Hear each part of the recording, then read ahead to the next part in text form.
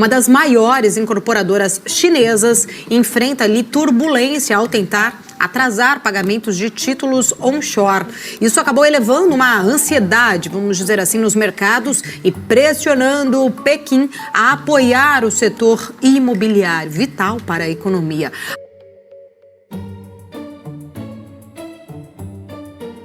Quando pensamos na China, a imagem que vem à cabeça é de uma superpotência imparável, um país que constrói hospitais em 10 dias, que possui trens-bala cruzando o continente, cidades que parecem ter saído de um filme de ficção científica do ano 3000. Nos últimos 40 anos, o mundo assistiu de queixo caído ao milagre chinês, a maior ascensão econômica da história da humanidade, que tirou 800 milhões de pessoas da pobreza e transformou uma nação de camponeses na fábrica do mundo. Mas e se eu te dissesse que os alicerces desse gigante não são tão sólidos quanto parecem? E se, por trás das luzes de LED e dos trilhos de alta velocidade, existisse uma bomba-relógio de 60 trilhões de dólares prestes a explodir? O que a mídia estatal chinesa não quer que você veja são as imagens de milhões de cidadãos desesperados, pagando hipotecas por apartamentos que nunca serão construídos. São as chamadas cidades fantasmas,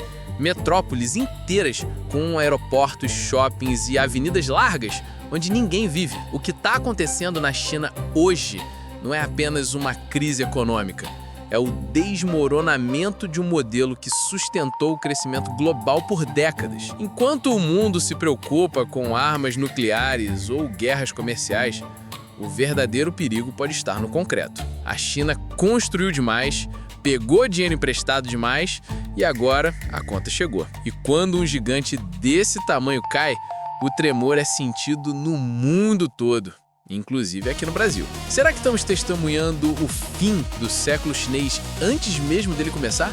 É exatamente isso que vamos descobrir nesse vídeo.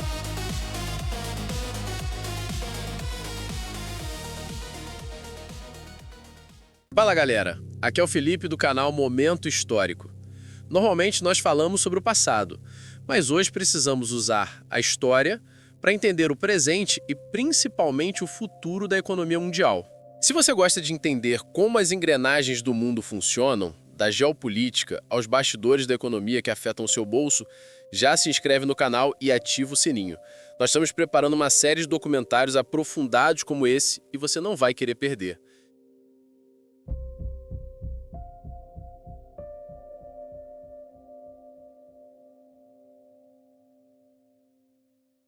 A China nem sempre foi a terra dos arranha-céus. Até o final da década de 1970, o país era uma nação predominantemente agrária, fechada para o mundo e traumatizada por décadas de turbulência política. Sob a liderança de Mao Tse-tung, o país passou pelo grande salto adiante e pela revolução cultural, períodos marcados por fome extrema, perseguição e estagnação econômica. Para se ter uma ideia, em 1978, o PIB per capita da China era menor que o da Coreia do Norte. O país estava quebrado. Foi nesse cenário de terra arrasada que surgiu a figura de Deng Xiaoping. Ao assumir o poder após a morte de Mao, Deng entendeu uma verdade dura: ideologia não enche barriga. Ele proferiu a famosa frase: não importa se o gato é preto ou branco, desde que pegue o rato.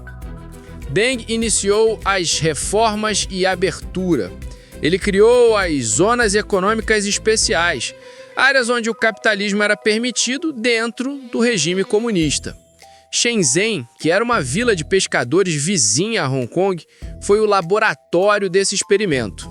Em poucas décadas, Shenzhen se tornaria o Vale do Silício do Hardware, uma metrópole de 12 milhões de habitantes. O mundo, sedento por mão de obra barata, correu para a China. Empresas americanas, europeias e japonesas transferiam as suas fábricas para lá. O acordo era simples. O Ocidente entrava com o capital e a tecnologia, e a China entrava com a força de trabalho disciplinada e barata. O resultado foi o maior boom econômico da história.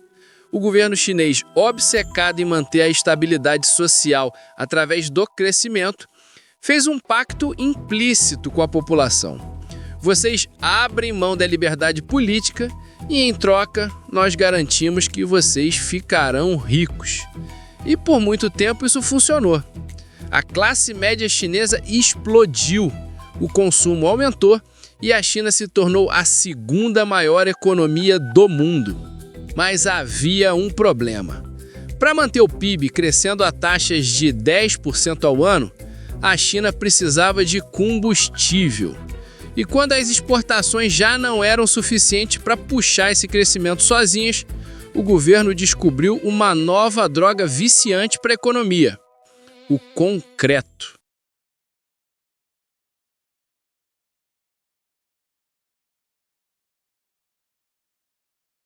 A partir dos anos 2000, e especialmente após a crise global de 2008, a China mudou sua estratégia. Para não sofrer com a recessão mundial, o governo chinês ordenou um investimento massivo em infraestrutura. Foi a era das grandes obras. A China consumiu mais cimento entre 2011 e 2013 do que os Estados Unidos consumiram em todo o século XX. Pense nisso por um segundo. Em 3 anos, eles usaram mais concreto do que os americanos usaram para construir arranha-céus, represas, rodovias interestaduais e bases militares em 100 anos. Isso criou um sistema econômico peculiar. Cerca de 25% a 30% de todo o PIB da China passou a depender direta ou indiretamente do setor imobiliário. Para comparar, no auge da bolha imobiliária dos Estados Unidos em 2008, esse número era de cerca de 18%. A China foi muito além. Mas por que construir tanto? A resposta está em como os governos locais da China ganham dinheiro. Diferente do Brasil ou dos Estados Unidos, onde as prefeituras arrecadam impostos sobre a propriedade, como o IPTU, para se financiar, na China não existia um imposto predial anual robusto. Então, como uma prefeitura de uma cidade no interior da China pagava suas contas, construía metrôs e mantinha parques, vendendo terras. Na China, toda a terra pertence ao Estado. O governo local aluga terrenos por 70 anos para construtoras. As construtoras pagam bilhões por esses terrenos, constroem prédios e vendem os apartamentos para a população. Esse dinheiro da venda de terras se tornou a principal fonte de receita das cidades. Isso criou um ciclo vicioso perverso. A prefeitura precisa de dinheiro. Ela vende um terreno para uma gigante como a Evergrande a preços altíssimos. A Evergrande pega empréstimos bilionários nos bancos estatais para pagar o terreno e iniciar a obra. Para pagar os empréstimos, a Evergrande vende os apartamentos na planta, ou pré-venda, para a população. A população, acreditando que imóvel nunca desvaloriza, coloca todas as economias da família na entrada desse apartamento. Parecia o crime perfeito. O governo ficava rico, as construtoras viravam impérios globais e o cidadão comum via seu patrimônio crescer no papel. Mas como todo esquema que depende de crescimento infinito em um mundo finito, a música tinha que parar uma hora.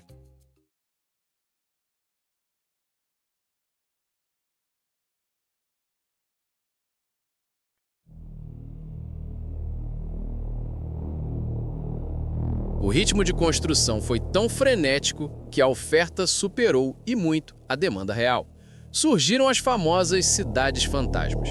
Lugares como Ordos, na Mongólia Interior, ou partes de Tianjin, que foram construídas para abrigar milhões de pessoas, mas permaneceram vazias. Não eram favelas, eram cidades planejadas, com arquitetura moderna, museus, estádios, mas sem alma. Os apartamentos eram comprados não para morar, mas como investimento especulativo. Na China, o mercado de ações é visto como um cassino pouco confiável e a conta poupança rende pouco. Então, 70% da riqueza das famílias chinesas está concentrada em imóveis. Muitas famílias possuem 2 ou 3 apartamentos vazios, esperando que o preço suba para vender. Mas o problema real começou quando as construtoras, viciadas em dinheiro fácil, começaram a operar num esquema que lembra muito uma pirâmide financeira, o esquema Ponzi. Gigantes como Evergrande e Country Garden começaram a vender apartamentos na planta, pegar o dinheiro das famílias, mas em vez de usar esse dinheiro para terminar o prédio daquela família, Elas usavam o dinheiro para comprar novos terrenos e iniciar novos projetos para arrecadar mais dinheiro. Elas alavancaram suas dívidas a níveis estratosféricos. A Evergrande sozinha chegou a acumular mais de 300 bilhões de dólares em dívidas. Isso é mais do que a dívida externa de muitos países inteiros, incluindo a da Rússia ou da Argentina em certos períodos. O castelo de cartas começou a ruir quando o governo central, liderado por Xi Jinping, percebeu o perigo e criou as 3 linhas vermelhas. Em 2020, regras rígidas para impedir que construtoras muito endividadas pegassem mais empréstimos. A torneira do dinheiro fechou. Sem novos empréstimos, a Evergrande não tinha dinheiro para terminar as obras antigas. As construções pararam. Guindastes ficaram imóveis e milhões de chineses perceberam que estavam pagando hipotecas por apartamentos que hoje são apenas esqueletos de concreto chamados de Lanwei-mou, ou prédios de cauda podre. A revolta social foi imediata. Pessoas pararam de pagar suas hipotecas em um boicote histórico. Protestos raros estouraram na frente dos bancos. Imagine você trabalhar a vida inteira sob o regime 996, ou trabalhar das 9 da manhã às 9 da noite 6 dias por semana, entregar tudo para uma construtora e receber em troca nada.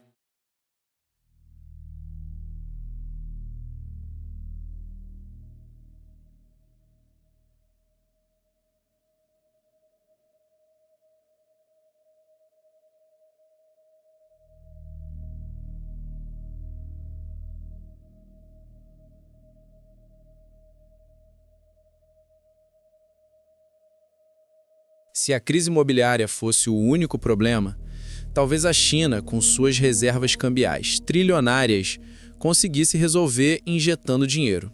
Mas existe um problema muito mais profundo. Um problema que dinheiro nenhum no mundo consegue consertar rápido. A falta de gente. A China está ficando velha antes de ficar rica. Durante décadas, o Partido Comunista impôs a infame política do filho único. O governo forçou abortos, esterilizações e controlou a natalidade com mão de ferro.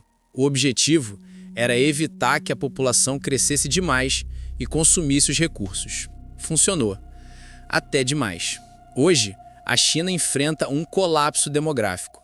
A taxa de natalidade caiu para níveis recordes, abaixo até mesmo do Japão. Os jovens chineses, esmagados pelo alto custo de vida, impulsionado pelos imóveis caros e pela competição brutal no mercado de trabalho, simplesmente não querem ter filhos. Surgiu até um movimento de contracultura chamado Tanping, ou ficar deitado. Os jovens estão se recusando a participar da corrida dos ratos. Eles não querem casar, não querem comprar casa, não querem ter filhos e não querem se matar de trabalhar. É uma greve silenciosa contra o sistema. E a matemática é cruel. A estrutura familiar chinesa virou 4-2-1. 4 avós e 2 pais dependem de um único filho para sustentá-los na velhice. Como você mantém uma bolha imobiliária crescendo se a população está encolhendo? Quem vai comprar os milhões de apartamentos vazios se há cada vez menos jovens? A demanda por casas na China atingiu o pico e agora só tem uma direção a seguir, para baixo. O mercado imobiliário chinês foi construído com base na premissa de urbanização contínua e crescimento populacional. Ambas as tendências estão acelerando ou revertendo. Isso significa que a crise imobiliária não é apenas um tropeço cíclico, é uma mudança estrutural permanente.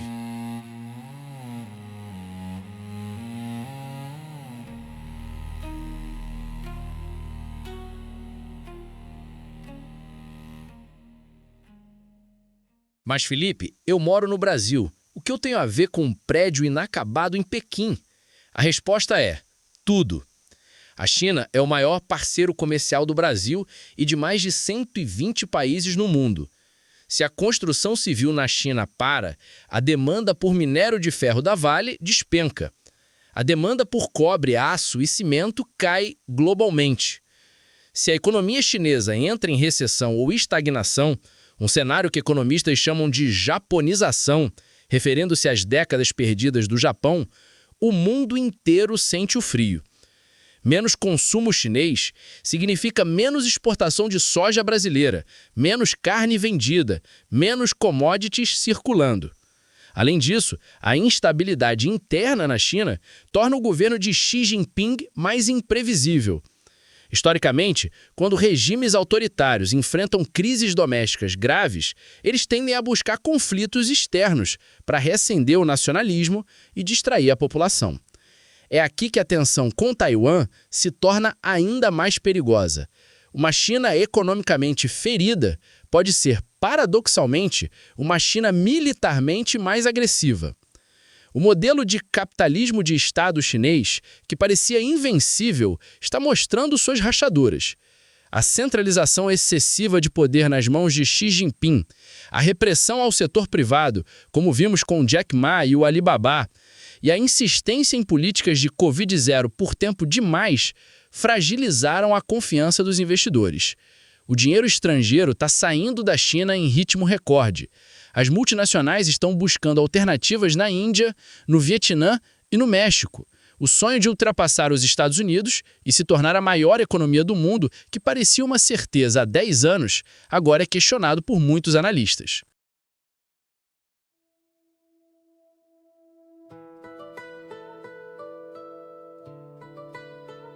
A China não vai desaparecer do mapa. Ela continua sendo uma potência tecnológica, militar e industrial formidável. Mas a era do crescimento fácil, do milagre de 2 dígitos e da construção desenfreada chegou ao fim. O dragão agora precisa lidar com uma ressaca de 60 trilhões de dólares. Ele está velho, endividado e cercado de prédios vazios. A forma como o governo chinês vai lidar com essa crise, se vai imprimir dinheiro até gerar hiperinflação, se vai deixar as empresas quebrarem e causar uma depressão, ou se vai se fechar novamente para o mundo, definirá a economia do século XXI. O que estamos vendo não é apenas uma crise de mercado, é o teste final para o modelo autoritário chinês.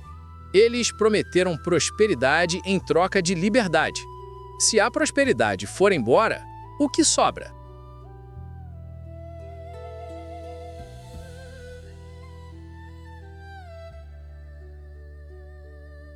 E você, acha que a China vai conseguir dar a volta por cima e se reinventar? Ou estamos vendo o início do colapso de uma superpotência, assim como aconteceu com a União Soviética? Acredita que isso vai quebrar a economia do Brasil? Ou pode ser uma oportunidade para nós nos industrializarmos novamente? Comenta aqui embaixo, eu leio e respondo os comentários. A sua opinião é fundamental para a nossa comunidade. E se você gostou desse estilo de documentário aqui no Momento Histórico, não esquece de deixar o like e compartilhar esse vídeo no grupo da família. Por esse vídeo é isso. Um grande abraço e até a próxima história.